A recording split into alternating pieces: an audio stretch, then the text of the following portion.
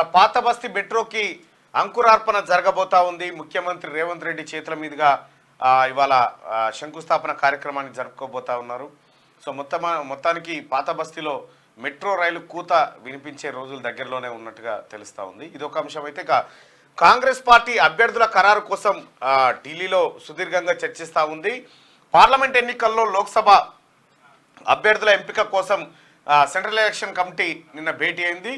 ఈ భేటీలో సోనియా గాంధీతో పాటు మల్లికార్జున ఖర్గే, ఆ తర్వాత మిగతా వాళ్ళంతా రేవంత్ రెడ్డి గారు, అలాగే బట్టి ఉత్తమ్ గారు, ఆ తర్వాత వీళ్ళందరూ కూడా నిన్న మీటింగ్లో పాల్గొన్నారు. కేసీ వేణుగోపాల్తో సహా చాలామంది. అయితే దాదాపుగా ఒక 60 నుంచి 70 సీట్లను ప్రకటించే అవకాశం ఉన్నట్టుగా తెలుస్తూ ఉంది. తెలంగాణ రాష్ట్రం నుంచి 8 నుంచి 9 మంది పేర్లను ప్రకటించే అవకాశం కనిపిస్తూ ఉంది.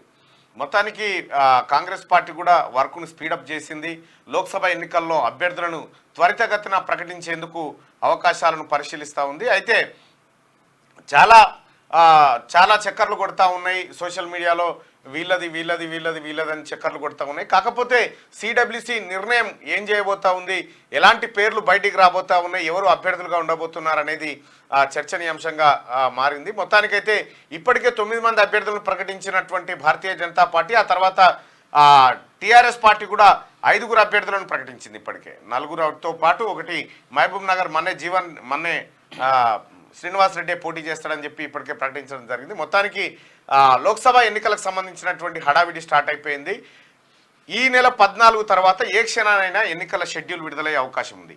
ఇందులో ఇది అంశం ఇట్లా ఉంటే, ఇవాళ మహాశివరాత్రి భక్తులందరికీ మహాశివరాత్రి శుభాకాంక్షలు. అలాగే మహిళా దినోత్సవం కూడా, మహిళా దినోత్సవం సందర్భంగా మహిళలందరికీ మహిళా దినోత్సవ శుభాకాంక్షలు. ఇక దీంతో పాటు ఇంకొక విషయం ఏంటంటే, తెలంగాణ రాష్ట్రంలో బీఆర్ఎస్ పార్టీ భవిష్యత్తు ప్రశ్నార్థకంగా మారింది. అక్కడ బీఆర్ఎస్ పార్టీకి సంబంధించినటువంటి మహారాష్ట్ర నేతలు కేసీఆర్కు ఒక లేఖ రాశారు.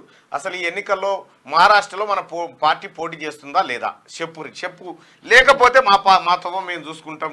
ఇడో దుకాణం తెరిచినావు, పాన్ డబ్బా తెరిచినావు, ఆ పాన్ డబ్బా మూసినావు.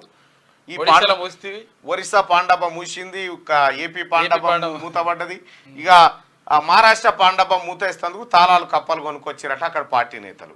సో మొత్తానికి బీఆర్ఎస్ పార్టీ అయోమయంలో ఉన్నది. అభ్యర్థులు ఎవరు కూడా ముందుకు రాకపోవడం, దినదిన గండం నూరేళ్ళ ఆయుస్ అన్నట్టుగా ఆ పరిస్థితి ఉంది.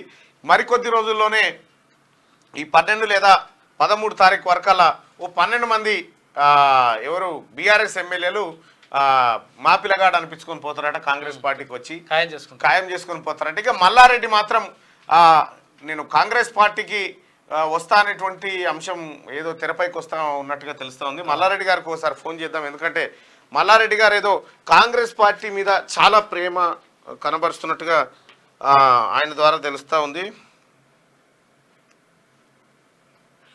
ఆయన కట్టడాలపైన నిన్న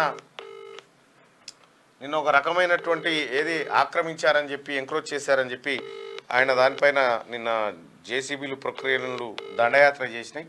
దండయాత్ర చేయగానే మల్లారెడ్డి గారు కాంగ్రెస్ పార్టీ కోసం అపాయింట్మెంట్ కోసం తిరుగుతున్నట్టుగా తెలుస్తూ ఉంది. మల్లారెడ్డి గారు ఫోన్ ఎత్తారా, మరి ఎత్తినా కూడా కాంగ్రెస్ పార్టీకి వస్తా అని చెప్తారా? వాళ్ళ కొడుకు అయితే చెప్పిండు, ఒక పొద్దు కూడా ఉన్నాడేమో, పూజలు ఇట్లా ఇడిచిండొచ్చు ఈ పార్టీకి. సాయంత్రం పెడతారా? ఓకే.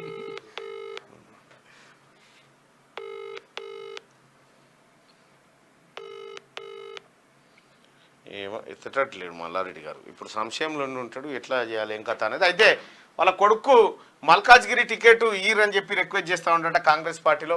భారతీయ జనతా పార్టీలో బాగానే ట్రై చేశారు కానీ అది వర్కౌట్ కాలేదు. బీఆర్ఎస్ పార్టీ నుంచి పోటీ చేయమని చెప్తా ఉన్నా కూడా వట్టిదే పోటీ చేసినా దండగానే అని చెప్పి చెప్తా ఉన్నారంటే మొత్తానికి మల్లారెడ్డి సంశయంలో ఉన్నట్టుగా కనిపిస్తూ ఉంది. మల్లారెడ్డి గారు మరి ఏం నిర్ణయం తీసుకోబోతున్నారో చూడాలి. మల్లారెడ్డి ఆ తర్వాత ఆయన కొడుకు ఇద్దరు కాంగ్రెస్ పార్టీలో చేరుతారు అన్నట్టుగా వార్తలు వస్తూ ఉన్నాయి. మార్నింగ్ న్యూస్లోకి వెళ్తే ఇవాళ అలాగే మన మాజీ ఎమ్మెల్యే బోధన్ మాజీ ఎమ్మెల్యే తుగ్రా ఎమ్మెల్యే ఉన్నాడు కదా, పారిపోయిండు. ఆయన జన్మదినం ఉండే నిన్న పారిపోయిన మాజీ ఎమ్మెల్యే గారికి జన్మదిన శుభాకాంక్షలు తెలియజేస్తున్నాను.